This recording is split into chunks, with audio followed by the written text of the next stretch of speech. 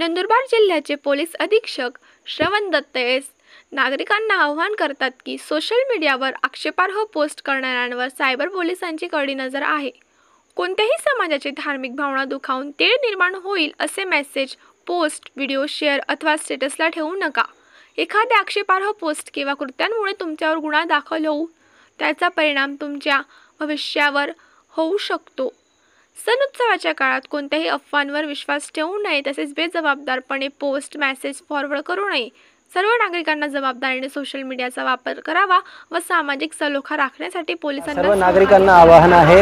नंदुरबार शहरामध्ये ईदची मिरवणूक दरम्यान जे दगडफेक झाली आणि त्या दोन गटांमध्ये जे दगडफेक झाली त्याच्यामुळे शहराचे जे काही कायदा व सुव्यवस्थेचे प्रश्न आहेत त्याच्यावर प्रश्न निर्माण झालेला आहे। आता परिस्थिती शांतता आहे। पोलीस बंदोबस्त पूर्ण शहरामध्ये तैनात आहे आणि परिस्थिती कंट्रोलमध्ये आहे। सर्व नागरिकांना एकच आवाहन आहे, कुठल्याही परिस्थितीची आक्षेपार्ह व्हिडिओ, आक्षेपार्ह अफवा पसरू नये आणि अफवाला बळी पडू नये। कोणी जर अफवा पसरवतील तर त्यांच्यावर कायदेशीर कारवाई सक्तपणे करण्यात येईल आणि या घटनेमध्ये जे काही जबाबदार आहे ते सर्वांना निष्पन्न करून त्यांच्या विरुद्ध कायदेशीर कारवाई करण्यात येईल।